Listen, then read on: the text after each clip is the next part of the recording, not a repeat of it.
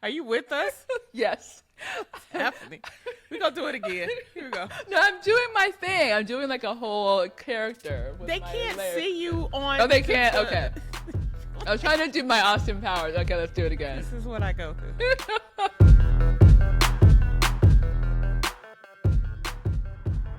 Hi, everybody. It's your girl, Loni Love, for another exciting week. Emmy-winning talk show host and comedian. And I'm Erica Montolfo, writer, showrunner, and of course, most importantly, Loni's super fun sidekick.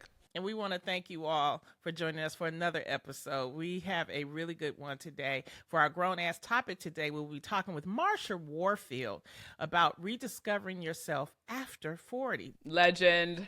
She is a legend. We want to give a shout out to all of our listeners who have been sending us emails and recordings. We just love hearing from you guys. If you want to share your thoughts on the show or tell us about what's on your mind, record a voice message if that's better for you on our website. Yes, we have a website, people. It's GAWTpod.com. If you're listening to this on your phone, follow us on Instagram. If you're watching us on YouTube, please subscribe. And finally, you guys, we have a special request for all of our listeners. We're on a mission. Reach 1,000 YouTube subscribers. Now help us out by subscribing to our channel and sharing our videos with your friends. It's that simple. Now that we've done all of that, let's catch up with Erica. Erica, what's on your mind? Oh, well, thank you. You know this is my favorite part of the show. But I will say, I'm ready to give you a Huxtable update because you love those. Yes. I have a little bit of a beef, not with you, but with the Huxtables, because it's turned out that you are officially more popular in the Huxtable household than even I am. Okay? I'm not surprised. I mean, listen, they love them some Loni. But I love them. What? No. What happened? What happened? What you do? I feel some kind of way about it, but you know how we have our little brunch on Sundays, and so they, first of all, are very happy with the progression of the show, and they've all weighed in to say that, here's the quote unquote, you guys are getting way better. You guys are getting better at the show.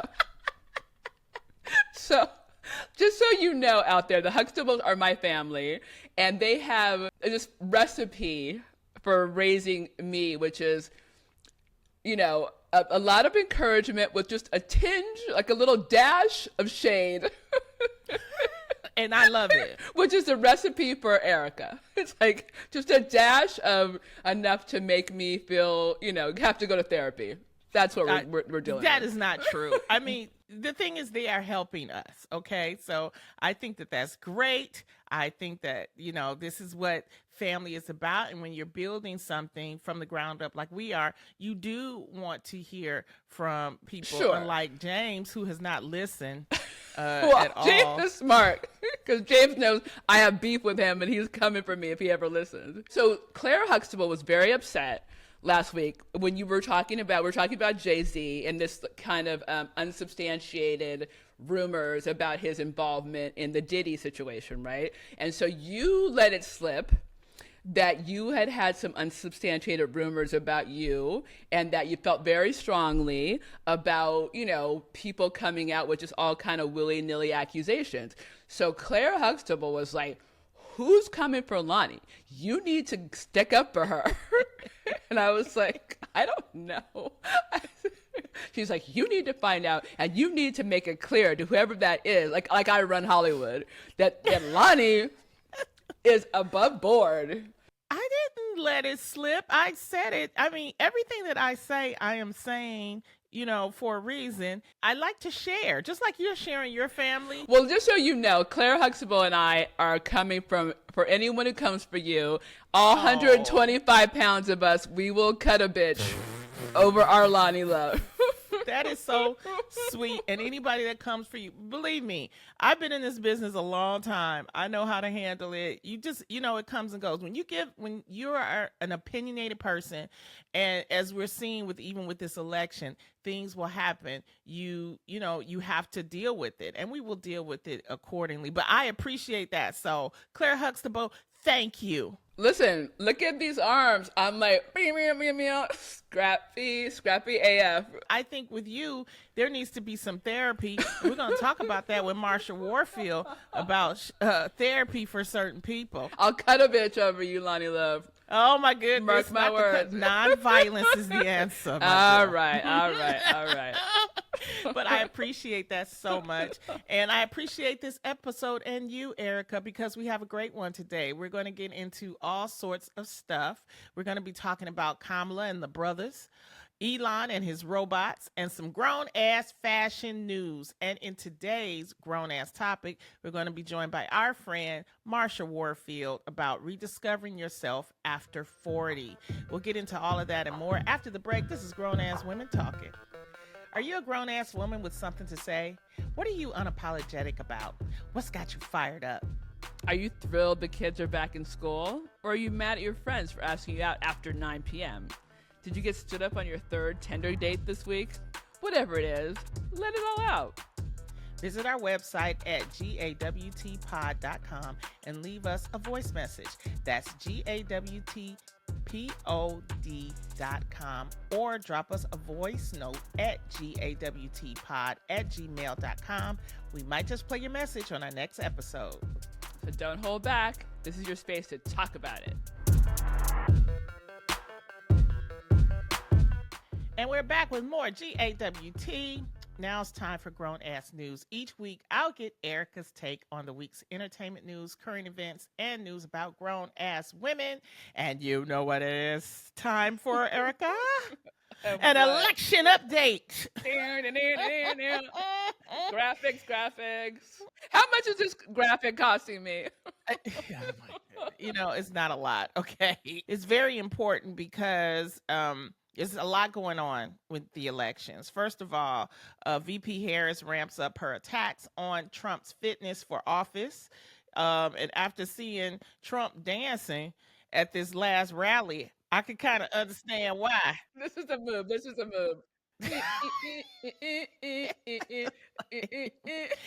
VP Harris is calling Donald Trump incredibly unstable and unhinged. Kamala Harris showed a clip where he called distractors the enemy from within, and both candidates were in Pennsylvania just weeks away from the election this week. I mean, right now, all you're going to see is a bunch of battleground states, and everybody is in those battleground states. Even Tim Walz, they had him over there in a pumpkin patch talking to the rural people. I said, they got boo-boo in a pumpkin patch. Like he pumpkins is all around him, you know. But he looks very comfortable there, though. He does. But let's talk about this whole thing with this last rally that Trump was at, and he was supposed to, you know, answer questions because it was a town hall. Then all of a sudden, he just goes, you know what? Let's listen to some music, and so he starts playing his playlist, which is all these songs that I know are probably not even approved, and he's probably going to get a bunch of lawsuits. Absolutely. I mean, for like 30 minutes, he played this playlist, and was just, what's going on? Well, I heard that supposedly it was very hot inside the arena, and so people were falling out and being carried out on stretchers. So instead of saying like, "Hey, I hope these people are okay," and making an announcement, he's just like, "Hey, let's have a dance party." Like, that's so him. He doesn't care about anybody but himself. Well, he was also in Coachella, and at Coachella, he had the people come all the way out, and they had buses because, you know, you don't drive in. They had buses, but when they were leaving, there were no buses for the people. The people were like stranded to get back to their cars. And the reports are that the Trump campaign hadn't paid the buses. Of course they hadn't. They don't The pay full for anything. amount. He still owes everybody. Like, he still owes contractors for Mar-a-Lago. How do you do that to your supporters, though? I mean, they come out there to support you and see you. At least give them a ride back. I mean, you can. How many times do you have to be effed over by Donald Trump and still support him? Do you know what I mean? It's like a girl who's been going back to the same, you know, abusive boyfriend That's what it's a toxic relationship, and I don't know how to break the cycle at this point. Both Trump and Harris both like a child tax credit, but with different aims. So, Kamala is pushing for a version of the credit intended to fight child poverty, while Trump sees the program primarily as a tax cut for people on the higher up income scale. So it's like, this is why you listen to these rallies, because you want to see what is the difference between the candidates. What are they saying? And as we said last week, Kamala went on a long media blitz all week. She's continuing that, but she's also adding to it because she stepped up a major push for Black voters, especially Black men, because Black men have been complaining. They are very important demographic for her, because we're neck and neck. And basically, she released a plan to help Black men financially. She held interviews with 2 Black media outlets like Roland Martin and The Shade Room. And a lot of people was like, The Shade Room, for y'all that don't know what The Shade Room is, because we do have people that don't know. It's like Black Twitter. No, it's no, it's not. How dare you? It's a very popular blog site that a lot of people don't like, to be honest, but it's a very gossipy. They make a lot of stories up. I've been on The Shade Room. You never see them really praising. It's more about criticizing or gossiping. And they've gotten a little bit better because they were getting criticized a lot. But they have so many people that tune in and get their news from them. So it was a strategy. They have like 29.2 million followers. Here's my question to you, because I think this is something that I've seen, several, like CNN and MSNBC and Fox News, they've all kind of just like trying to deduce. What do you think will move the needle, right? That's kind of the conversation right now. Like, does going on The Shade Room or going on Howard Stern or going on, these media blitzes versus doing the town halls? Like, when people, like, are they appealing to their bases when they go to the town hall? Is that going to move the needle? Or is that already playing to their fans? Versus if Kamala's going on Fox News, which she's supposed to be doing this week as well, at least you'll have a chance to talk to people who are not going to be voting for her, and so or who aren't prone to be voting for her, and then she could possibly move the needle. It's a strategy. In my opinion, they are holding her to a different standard than they're holding Donald Trump. They're not questioning him as hard. They're not. If Kamala did a rally where she starts just saying, forget the town hall and dance for 30 minutes to Kool and the Gang, it would be over. Why you gotta be cool in the game? My old ass come up with old ass, the whispers. She started dancing to the Four Tops. It's gotta be Harold Melvin and the Blue Notes. I'll be enjoying that. Hey, but if she did that, they would, there would be people that telling her, let's stop, let's oust it. And so what you're seeing is this double standard. So I believe that her people are going, you know what? There is a double standard. 100%. We got to deal with it. But at the end of the day, let's show why they need to vote for her. So she's hitting every nook and cranny that she talking to Charlemagne again. Yeah, well, I love that. But I love Charlemagne. But I will say, I think to your point, listen, I mean, obviously as Black women, we always have to do the most, you know what I mean? Because we have to work 10 times as hard as anybody else. But I also think that everybody knows who Donald Trump is, right? I mean, we've seen him on The Apprentice. We know what a horrible president he was. But I mean, some people think he was a good president, so that's on them.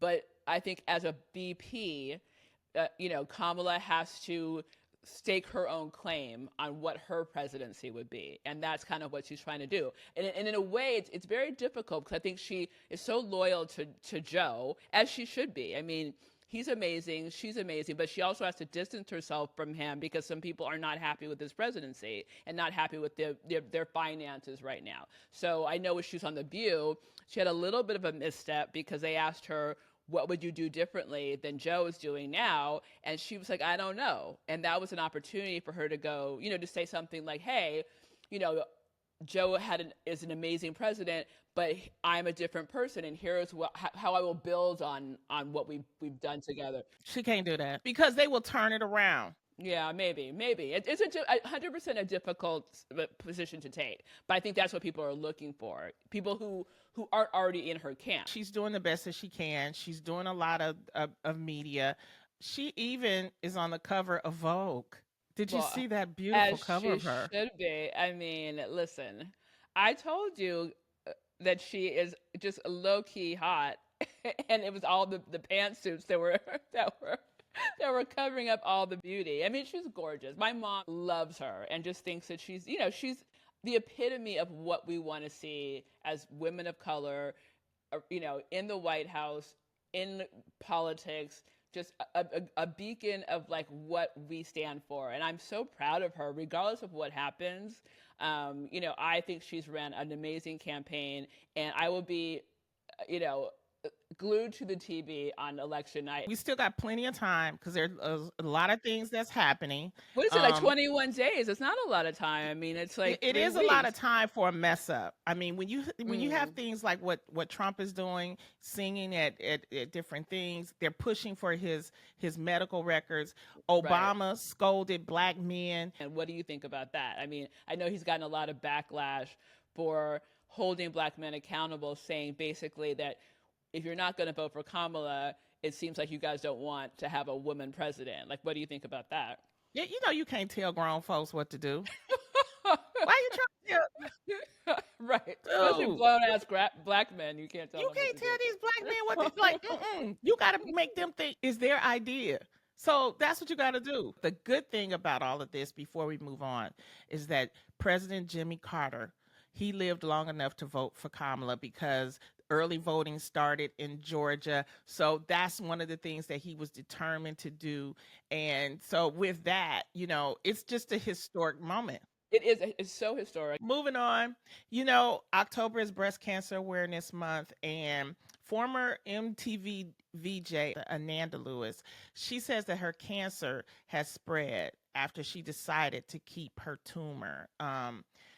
This is just a sad story, and I'm telling this because I want women to go get checked. It was a roundtable discussion on cancer that she was on CNN, and she said that, quote, "My plan at first was to get out excessive toxins in my body. I felt like my body is intelligent. I know that to be true. Other bodies are brilliantly made," she explained. "I decided to keep my tumor and try to work it out of my body a different way," she shared. Looking back on that, I go, you know what? Maybe I should have had the mastectomy. And she explained that she, pursued all these homemade remedies as well as medication, radiation, but she, didn't get like the proper mammograms because she felt like that was radiation. And it's a mess. So now she's at a stage 4. And I want to say something about mammograms. Yes, you are exposed to radiation, but the radiation is a small amount of radiation. It's like when you do a transatlantic flight, that's it. You get exposed to radiation. That's about the size of radiation that you get when you have a mammogram. And we keep doing things to explore cures for cancer, but there are preventative measures, and having a mammogram prevents, if you catch it early, you really can have a longer life. So we just want to send our best to Ananda Lewis, and hopefully she can she can pull through with this. Yeah, I just want to add on to that. And I think that, because again, we talk about, early detection, but we also talk about healthcare within the Black community or just in communities of color. And I think, we're so disenfranchised from having good healthcare in general. And for 2 reasons. We obviously don't get it because we don't have, insurance or whatever, those things that give us access. But also there is a kind of skepticism and a fear of going to doctors that I think is a part of our community. And I will tell you, I mean, I have several girlfriends, especially at our age, who have had breast cancer, and luckily they've had access to good health care, and they've all beat it. And so it is going and getting radiation and getting chemotherapy or whatever it is, that you can cure it if you go and take care of it. But I do understand it's a cultural thing to be afraid of doctors, because doctors haven't always serviced us well. And so I just would, urge people to kind of push past the stigma of, dealing with doctors and not having to listen to you. There's all this distrust going back to Tuskegee, you know what I mean? Like, there's a lot of distrust for modern medicine and doctors. But I will tell you, the Huxtables have broken that cycle, because my parents go to the doctor at least once a week. I'm like, where are you going to the doctor for now? They're like, oh, we got to have a test for that. Like, they literally stay at the doctor because they want to make sure that they're healthy. And they are, and they're like, 70s and 80s, but the cycle has to be broken where doctors are not the enemy. Definitely, they're not. And, we still have a long ways to go when it comes to especially breast cancer and cancer in general. You have celebrities that are announcing their breast cancer diagnosis. Jenna Fisher just did it, and Danielle Fishall did it. I know who I worked with on Boy Meets World. I worked with her. That's my first job as a writer on Boy Meets World, so I have known her for years. So definitely get them tatas checked, y'all. Okay. Very, very important. It's one of the most curable forms of cancer, by the way. So if you catch it early enough, you can go on to live a full and healthy life. Definitely. I want to move on to something that happened this week that was historic. Elon Musk did like a reveal, and he had robots that were like lifelike robots. It was down here in one of the studios that he had. The robots, you can ask it questions because, of AI. It would answer the questions for you, and it's like a huge deal. And he's selling these robots. He's saying that the robot, the way they want to make it is that it can clean up your house, it can make you a drink, it can watch your kids for you. And right now, if you order them, they're like $20,000 to $30,000. And with are you getting a robot? I mean, listen, the robots are kind of hot. So I'm just saying, we got to get you a date, okay? Because if you listen, these robots are hot. The robots can get it. That's what I'm saying. I mean, maybe this is generation 3. I mean, like maybe this is the early version, but like 3.0, I'm thinking, might be able to get it. I mean, listen, the way the world's going, especially the way men are, you have a boyfriend. James, you got your robot. Us single women, I'm just saying, I'm not opposed to it. You sound like Slim Thug. I am Slim Thug. That's what they call me. No, you. I was reading about Slim Thug, right? He basically believes that men won't need women once the robots learn how to cook, clean, and have sex. He basically believes that the evolution of technology will gradually make women obsolete to men in modern society. And it comes off of this whole Elon Musk and Tesla's new Optimus robot. And so he's basically like, what we gonna need y'all for if you get the robots? Well, first of all, Slim Thug, besides stealing my name, besides stealing my street name, men are already obsolete. I mean, we two can play that game. We don't need you to have a baby because we can have a surrogate. Like, what are y'all doing? Like, nobody's cleaning over here. So, like, if I could get a robot to come take out my trash and fix my car, put some oil in my car. Nothing's like the real thing, baby. I don't care what y'all say. And you can always find somebody to clean your damn house. And where's he getting this? That's all women are for. And that's what I'm saying. Nobody's cleaning over here. I'm not cleaning my own house anyway. So yeah, like what are you talking about? But I can get somebody to take my trash out. That's all I need. I mean, does James take the trash out? Yeah, exactly. That's his job. Exactly. Can I do a full circle thing? We were talking about how when you ask a man to do something they don't want to do, like the Obama thing, when you tell a man, like, vote for this person. So when you tell James to take out the trash, he probably won't do it, right? But if you let it alone, he'll do it. Like my husband's like, when I would be like, did you take the trash out? They would like on purpose not take it out. No, see that I never question. See, that's the thing. That's why he takes it out. That's why he takes it out. Exactly. But see, that's the okay, Obama Jr. over there.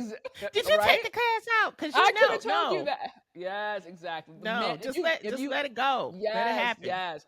Let it That is happen. the lesson I've learned in my 48 years. Like at 28, I didn't know that. At 48, I know that. Well, Obama. And I'm sure Michelle knows that too. So oh I'm sure he yeah. takes on the You trash. can't tell men what to do. Just, tell them, what, No. this would make me happy, or I would suggest something. But, when James and I started going out, and once we started living together, there were certain things that I do and there's certain things that he does. And we just decided that's what couples are supposed to do. You decide on things. And so his thing was, he makes sure that I have water. He makes sure that I have my vitamins. He's always pushing for Oh, vitamins or something. that's He'll so put, sweet. but it's like chewable stuff. And I'm like, is he trying to kill me? What is happening? And he leave a little note and take 2 a day. And I'm like, Oh, he okay. loves you. Anyway, the last thing about the whole Elon thing was that there was this big scientific, because I'm an engineer. It was a scientific feat that happened. And they, Elon Musk's company, Starlinks, actually did a rocket launch, and the rocket launch came back I where saw the that. booster, and it's called a chopstick method, and the 2 Hmm. arms caught the booster. And I'm like, wow, That was that crazy. that was crazy, because what he's trying to do is speed up the process to get to Mars. And he's also trying to do a commercial like travel program for people to be able to go into space. But it's also a problem with the environment. And I was wondering, why does he support Trump so much? Well, he's supporting Trump because I believe that he is dealing with a lot of environmental issues, and he has to deal with the FAA for a Sure. lot of things, because you just can't just take a rocket and launch it. You got to get approvals, all Of that kind of stuff. course. And so if he's with the Republicans and with Trump, they'll just, let him do a free for all. But even when he did the rocket launches, the top part of the rocket landed in the Indian Ocean. And it's like, that's pollution. Of The course. the climate change people was going crazy. It was, oh my God, what's happening? I would ask you, I mean, just because you are, an engineer. I call you Hidden Figures. So Hidden Figures. What's the benefit of going to space? Do you think there is still a benefit given all of the factors that you brought up? Climate change, using all the resources. I mean, is there a benefit? Because I think there was, when we were in the 60s, to explore and to see that we could push the envelope scientifically, I think is important, right? I mean, there was a space race, and we're trying to see like all the things we could develop that could get us to space. And so I think that's what Elon's doing, and continuing to show, how we as humans can innovate, right? So I think that's exciting. But what's the end game? The end game is power. It's ultimately power. They want to be able to make money. They want to be able to, just like you get on a plane, go to Paris. Oh, you can get on a plane, go to the moon, you go to Right. Mars. They want to see if there is life out there, which I believe that there is life and living, beings. And this is what scientists do. We all, they wonder and they do experiments, but we need to do it safely. And even like they say, when they were shooting off the rocket, there was a sonic boom, and everybody's house in that area was like shaking, like, oh God. And then when it came back down, it was like again. So it's like, that's going to have an effect on the environment. But to answer your question, I believe it's about power. It's about making money. And there's a little bit of what is out there, because we don't know what's out there. So everybody knows. The follow-up is, would you go to the moon if you had the chance? Would you Oh, go on one of the definitely. rockets? I Would you would. really? Oh yeah, I get on there in a minute. So Look at you. You are it nosy. might happen. So I'm working on it. I'm doing a grant to try to see if I can be an What? astronaut. Lonnie Love, that would be amazing. I would How love that. cool. What if I went with you and I was next to No, you on the that's flight? not happening. What if I was like, Lonnie? That's not happening. I got We're a gonna ticket move right. on from science. We're gonna get into fashion, because I got the ticket right next to you. something you can handle. Fashion, okay? Okay, all We want to right. give a shout out to Kate Moss and Tyra Banks. Kate Moss made her Victoria's Secret's debut in New York. She is 50 years old, and she did this jaw-dropping lace look and wings as I Love Rock and Roll was being played, and she just looked wonderful. I couldn't believe that this was her first time, I'm shocked doing. too. Yeah, Yeah. but she's everybody that knows Kate Moss, she was very influential in the 90s, and she has never graced the Victoria's Secret's runway. This is why I tell you, old bitches, it's always something that you could do that's different. I'm going to the moon. Kate is on at the Victoria's Secret's runway. It's great. And Tyra Banks made her return to the runway. It's been about 20 years since she was on the runway. She came in all her black and was swinging her hips and doing her thing. I was like, oh, Tyra. So, women are making their moves. What I love about this, and I went to high school with Tyra, so that's Oh, I didn't know that. Well, I mean, we went to the same high school, but we were there at different times. Oh, you was like 10 years. How dare you? But what I will say, what I love about this, besides the fact that they're both in their 50s, or I think Tyra's 50, right? She's about there. Yeah, she's up there. Back in the day when when they were young models, I think that the Kate Mosses, or she was like a waif, they called it, right? Yeah. And so she put the Tyras out of business, or Tyras, it was a very different body type. You could only be one type at the time. Now look at them sharing the runway together. I love that. And something else that's, we just need things to make us feel good. Yes. Well, this week, the Metropolitan Museum of Arts announced that the Met Gala they have their theme. Their theme is going to be called Superfine, Tailoring Black Style, and it's based off of this book by this lady named Monica L. Milner, and the book was titled Slaves to Fashion, and it's like about Black dandyism and styling of the Black diaspora and things like that. And so it's exploring the style of Black men in the context of from the 18th century to the present day. So the co-chairs have been announced. My man, Carmen Domingo, oh my God. Like dapper for this. Lewis Hamilton, the race car driver, ASAP Rocky, thank you, Rihanna, we know why, Pharrell Williams, and Anna Wintour. So they're all going to co-chair, along with the honorary co-chair, LeBron James. So okay. My only fear... girl, I'm right here with you. Go okay, on. Would you go first? No, you go. No, you go. You go. Tell me what your fear is. I just oh boy. We have to walk a fine line.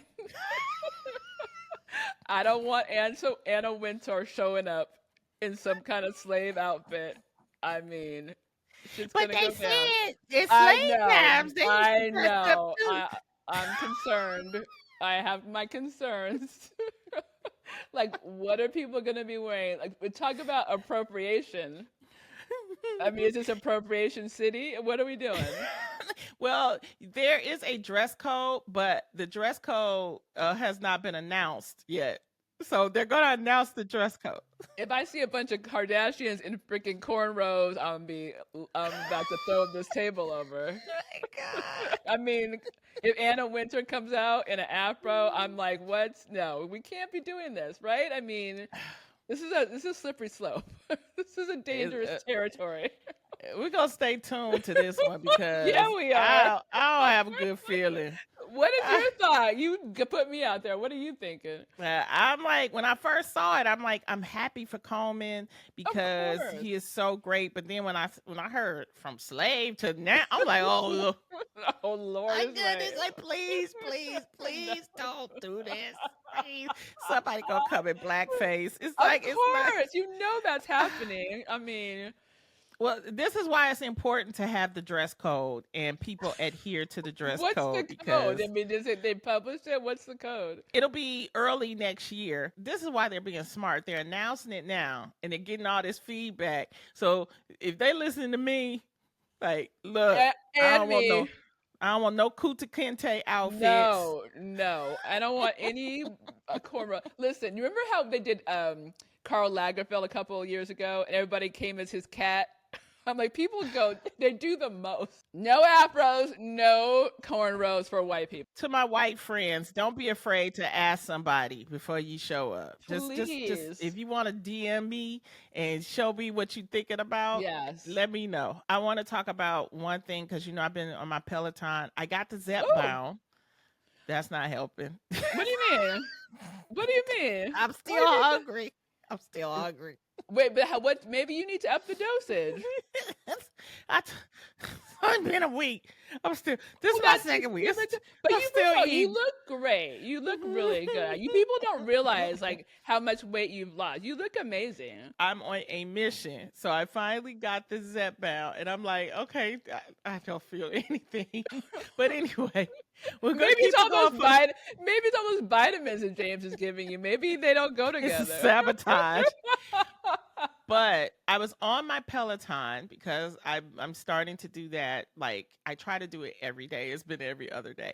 But what they have this great thing on Peloton where you can look at shows. I was like checking out this show, Kristen Bell and Adam Brody, called Nobody Wants This. And it's such a cute rom-com. I love Kristen Bell because she came on The Real and every time I see her, she's just really, really nice. Erin Foster, who is David Foster, the Music Man's daughter, created this sitcom for Netflix. And it's just a cute, like if you're looking for, because I think that's what we're kind of missing right now is like a really cute rom-com series. And, it's already been renewed for season 2. But it's such a cute thing that I was instantly like, I stayed on that Peloton 10 extra minutes because I wanted to finish it. So check it out. It's called Nobody Wants This. And it's really, really, really, really cute. Well, I think the rom-coms are back for sure. There's a couple of them that are, kind of taking over. Even in the movie theaters, I think there's a couple that people are going to see that. I think people, like you said, want romance. And Lonnie Love, clearly you're romantic. That's why you're getting on that Peloton, watching people fall in love. I'm trying to lose this weight. Anyway. And you're romantic.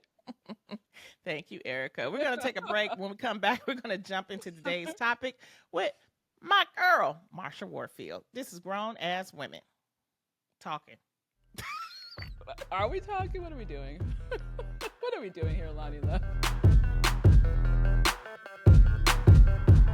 Today's guest is a true comedy legend who's made her mark in Hollywood not once but twice. After stepping out of the spotlight for a bit, she's back with that same razor-sharp wit and fierce energy we all love. Her stand-up is a perfect blend of sarcasm, woke activism, unapologetic feminism, LGBTQ pride, and senior sexuality, creating a comedy gumbo that always leaves the audiences wanting more. Now, she's currently starring in 3 TV series: NBC's Night Court, Netflix's The Upshaws, and ABC's 911. She's touring with her Book of Marsha stand-up show and hosting her very own late-night YouTube show, Inside the Marshaverse.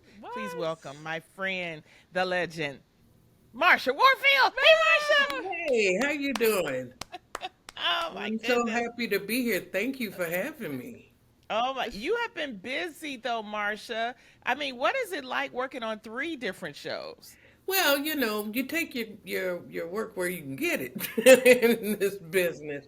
But right now, I'm here in LA doing another night court. So um, I'm doing another episode, and then I'm off to Sacramento to do a show at the Guild Theater there.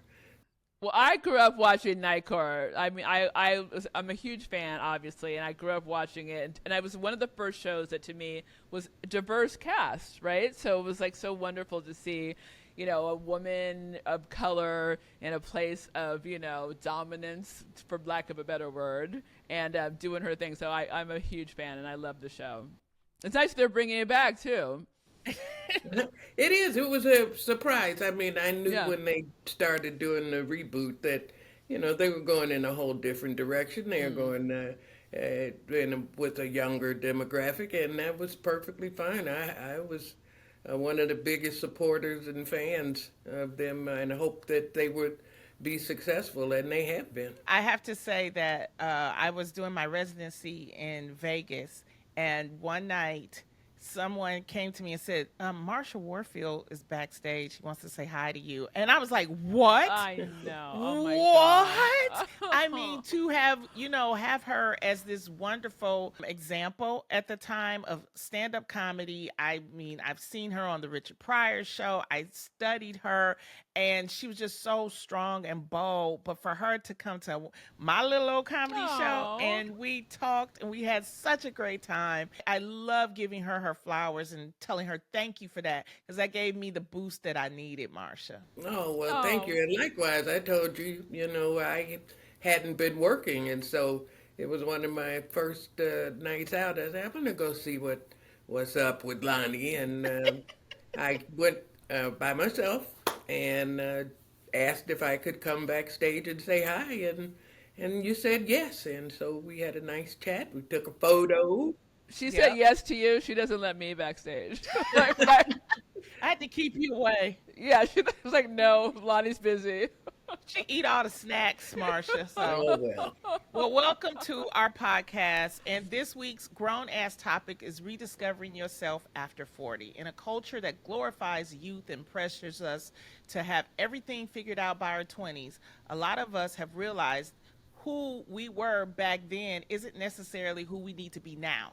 Life changes you, sometimes so much that you forget what even makes you you. So today we are diving into what it means to rediscover yourself, assess your wants and needs, and redefine who you are as you step into the new chapter of life. Marsha, you have talked openly about taking a break and Right. coming back, embracing the second wave of your career.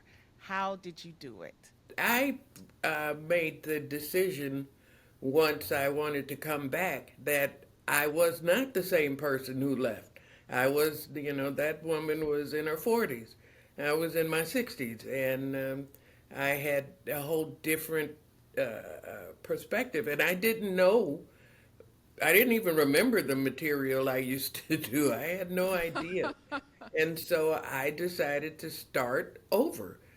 I went back to the bars. I went back to the open mics. I went back to uh, bringer shows and whatever I could get stage time, and started building an act 5 minutes at a time until I felt confident enough to say I'm a comedian again. But I knew that it was not a continuation, so to speak. It was a new beginning. It was starting all over, a whole new life. I want to go back though, because I just want to, for the people and the young, we do have young listeners, to understand your, at the time before you took the break, who was Marsha Warfield? Because I know who you are, but I want to hear from you, like the history of the stand up, the shows that you did, Richard Pryor. Give us a little bit of that. I started in Chicago. I'm from Chicago. And at that time, open mics, comedy clubs, all those things were relatively new. We were we were making the transition from the cabaret era, where people worked in supper clubs and that sort of thing. And there weren't so many concerts, comedy concerts especially. If you were a stand-up, you wanted to find a singer that would take you on the road with them and be an opening act. You were a perpetual opening act. And I think it was Richard Pryor who flipped the script.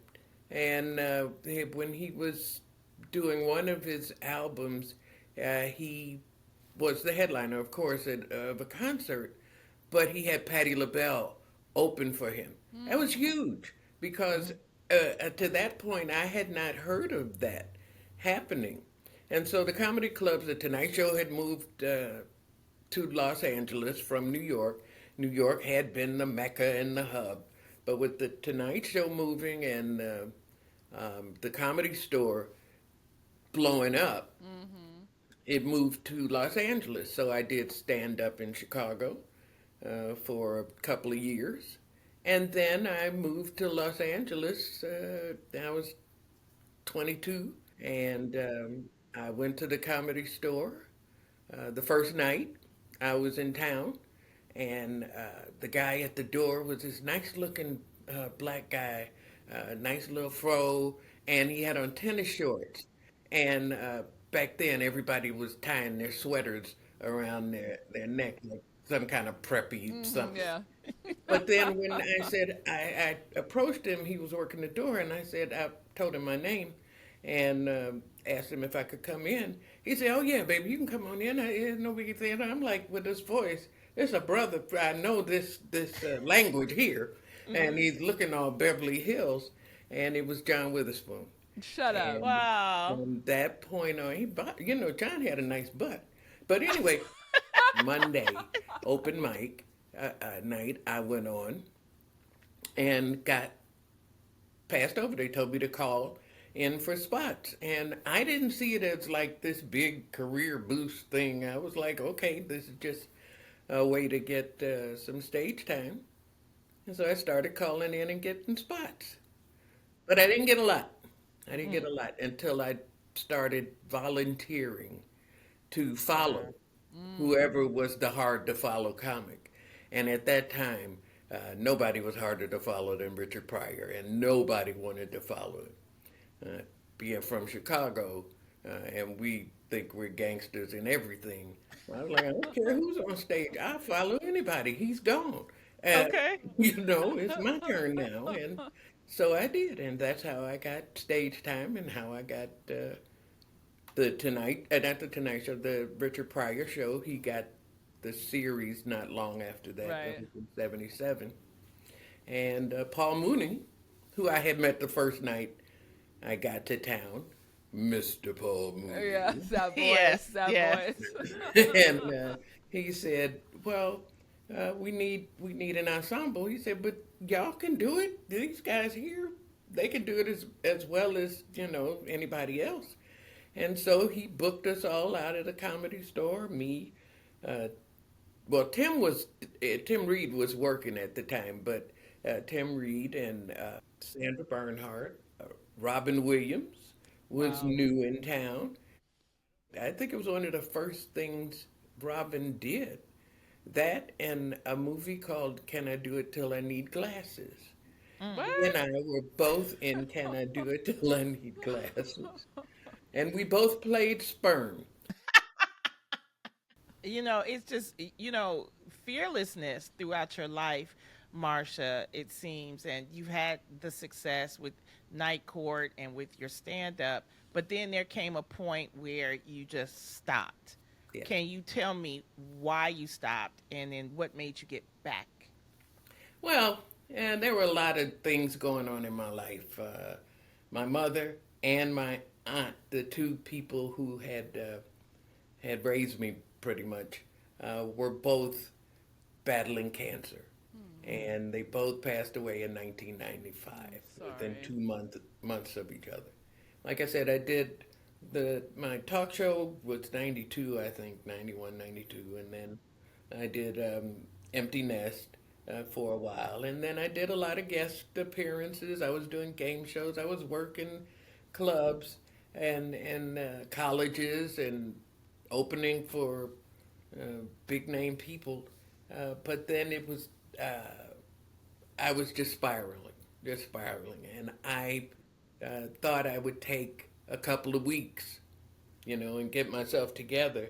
I didn't realize just how much I was grieving and, Mm-hmm. overwhelmed and stuff. I thought I was Superwoman. We all do. We all do. And we are, and Mm-hmm. had I had, and I don't mean to blame anybody, but I didn't really have a support group, Mm-hmm. somebody who was in, similar circumstances who I could confide in and cry on their shoulder.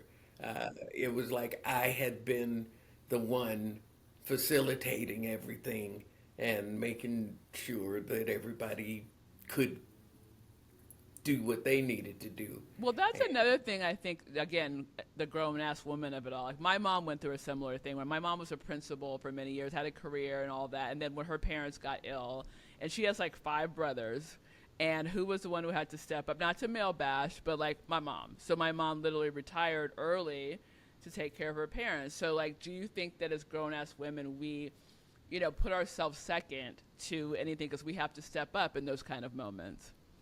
We do. And I've seen a lot of women in similar situations. In fact, and I don't know, they both have been public about it online, but Yvette Nicole Brown, yeah. Brown is talking about being a caregiver. Leanne Lord also took care of her parents until they passed away. Right. And I see so many other people, many of who are trying to maintain in the business, but it's a huge struggle. Huge. And we are raised, and I'm 70. I was born in 1954. I was taught to submit, to put myself second. I was taught to let him win, to live throughout some man, either your father and then the man he sold you to into marriage. Right. No, you're 100% right. Yeah. And that didn't work out because you ended up coming out. Right. Well, I didn't know I was So gay. joke's on them. Right. I wish I had known. I had so much. My life would have been so different. I'd have been macaroni. Been a whole different person. But So When did you find out you were? I fell in love when I was 23. And I didn't know that's what was going on. I just knew there was this woman that I didn't know how to talk to, and I didn't know how to relate. And I told my boyfriend, I don't know why she makes me so nervous. I don't blah, blah, blah, blah, blah, blah, and on and on. And I said, I don't know why I like her so much. And he looked at me and said, like, bitch, you're in love. And I went, and it was like a light bulb went off in my head, and I went, it makes sense now. Okay, I'll see you later. And Bye. that relationship never happened, but it was the first time I realized that I might not be the straight woman who just can't find the right man. Right. I love But I that. had gotten married. I got married when I was 18 years old. Oh, wow. Oh, you had to go through so much, Marsha. And it's the thing, it's like, in your mind, what are the key lessons you've learned about yourself through this whole process that you still stand in, even at 70? I learned that I am still healing my inner child. 70 years old, and I am still healing my inner child. I'm still realizing what's my fault and what's not. And so it's easier now to shed some of those burdens and guilt, the guilt of not being able to save everybody. I used to say, who makes me laugh? Who picks up my slack? And nobody. And that's true for everybody. Nobody is going to do that for you.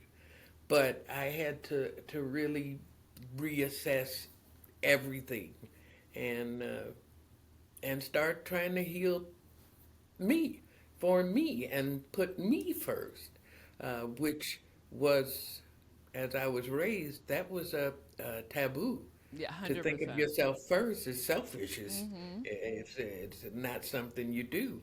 And it's really something you have to do before you can really help anybody else. Absolutely. Did you learn that in therapy, or have you been in therapy? Because that sounds like very, like, inner child seems like a very therapy kind of, no, but in a good way. I learned the words for it online. Oh, okay. I did. I went through the process, and that time off alone, thinking, trying to figure stuff out is what really helped show me the way, and going through the things I went So self-reflection, very much so, it sounds like. I spent a lot of time, looking at me and what's my fault and what's not. It's easy to find out what's your fault, but what are you not responsible for? We take so much on, and so you have to say, that ain't my business. That ain't my fault. Right. I didn't I love that. do that. Yeah, you got to stop blaming yourself. And I know a lot of grown women, they blame themselves for things that happened in the past. I mean, and you got to realize, we all came up at a different time. And now that's why I tell these younger women, take whatever is out there, because it's the people like Marsha Warfield that have paved the way, especially when I'm talking to young comedians. They paved the way for us, for her to be this strong Black woman on television, and to do stand up and to amass this tremendous following of people. They have it a lot easier. But I would ask you, Marsha, what advice would you give to someone who feels lost or uncertain about their identity and, they're 40 and up?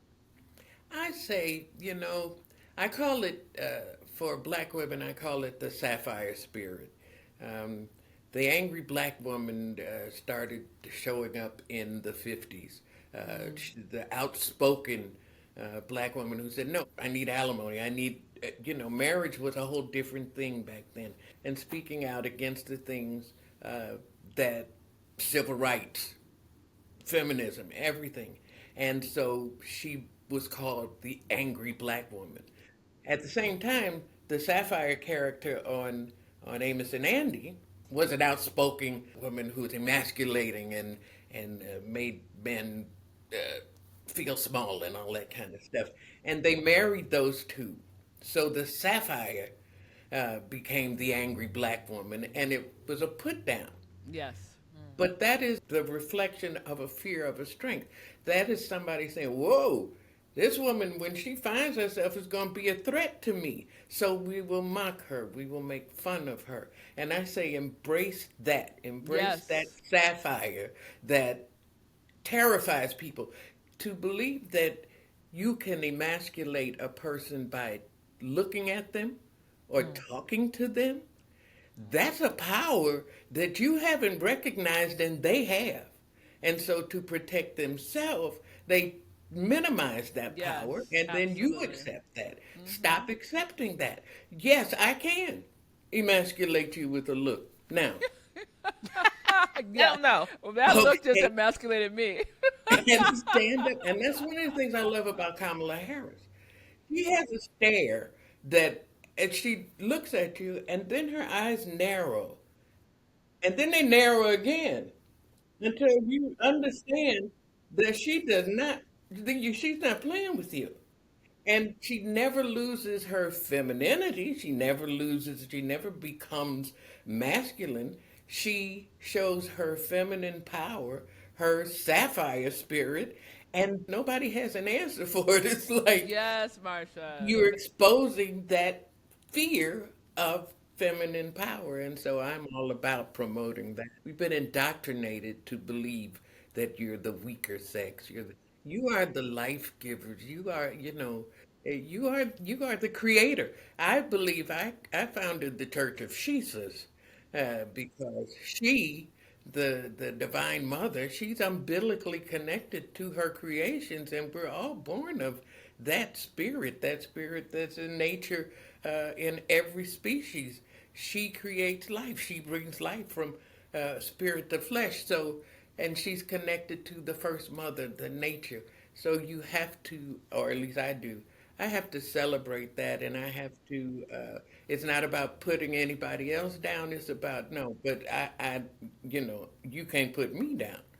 That's right. You only have one life. And Marsha Warfield, you are living your life. Thank you for joining us today, Marsha. It's always a pleasure. And for our listeners, be sure to check out Marsha's show, Midnight in the Marshaverse, on YouTube. It's a fantastic show. You can watch it anytime. But midnight is the time. That's the time, okay? You know the nighttime is the right time. Yes, Marsha. It's Yes. on YouTube. And check out her other shows, Night Court on NBC Peacock, The Upshaws on Netflix, and 911 on ABC. The girl's got a lot of shows. She working, okay? When we come back, we're going to get into the takeaway with Lonnie. This is Grown Ass Women Talking. Thank you, Marsha. Thank you both. I had such a ball being here with you.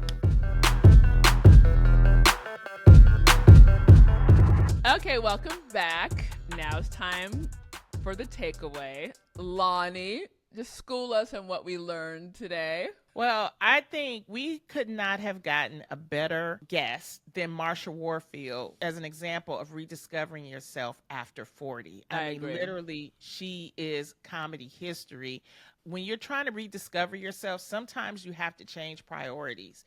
You have to change those personal things that's happening. Even like maybe, and I hate to say it, if your kids is not helping you get your priorities straight, you got to put them in a different atmosphere. If it's that love thing, that boo thing, like if James is getting on my nerves, I put him over here in a different, because what did Marsha say? We have to put ourselves, you can't help nobody else unless you help yourself. Why when you get on the airplane, they tell you, Erica, what? If there's an emergency, put your mask on first. put that mask on first before you go around helping everybody else. So remember, sometimes you have to change your priorities when you're trying to rediscover yourself. Also, you got to let go of past expectations. Sometimes you got to forgive yourself for things that have happened that you cannot change, and you know, because there's no way to have growth. And like you said, Erica, you also may need therapy. You're never too old for therapy. Okay, it's like, I'm like, go find you a therapist. Okay, somebody to talk to you or something like that. Remember, when you're trying to rediscover yourself, have confidence in your own self. Maybe you need to walk a little more, drink a little more water, maybe cut down on that alcohol, cut down on that sex, Erica. I'm just saying, you know, when you try to rediscover yourself, it's like, Don't be in my business. This is about Marsha. Also, build new relationships, have friendships, partnerships. You know, when you're rediscovering yourself, don't just cut off and say, I only want to keep this set of friends. Sometimes you need new friends and new discoveries. So What are you trying to tell me, Loni? Are you trying to get rid of me? Erica, any final words? Where's James right now? Because I feel like you put him in a closet. You just talked James about is at work. No, That's you where he's supposed to be.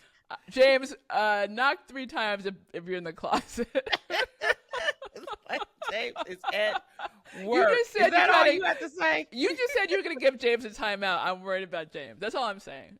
No, I said sometimes, like when you are trying to rediscover yourself, and I was using him as an example, which I always do. Yes. You know, if your children or your family, your boo thing, you know, they're coming at you and you trying to, you know, rediscover yourself, or you're trying to get through a certain problem, sometimes you have to be selfish. That's what Marsha was actually saying, and I totally agree with her. So I was just reinforcing that. Thank you so much for joining us for another episode of Grown Ass Women Talking. Please follow us on Spotify, Apple Podcasts, or wherever you get your podcasts. Leave us a 5-star rating, please, and don't forget to follow us on Instagram or YouTube at GAWT Pod. Come see me as I perform stand-up in Phoenix, Stand Up Live, November the 10th. I will be at the Miami Improv December 15th. Tickets are on sale. Just check those websites. It'll be there. Thanks again to Marsha Warfield for joining us. We'll see y'all next week. Bye. Love to everyone. Grown Ass Women Talking is a collaboration between True Love Productions, Dunnigan Lane Productions, and Heart Media Productions. Our executive producers are Loni Love, Erica Montolfo, and Siege Pokinghorn. This episode was produced by Siege Pokinghorn and edited by Nicholas Crawford. Our music is by Cole Curtis. Special thanks to Elizabeth Munch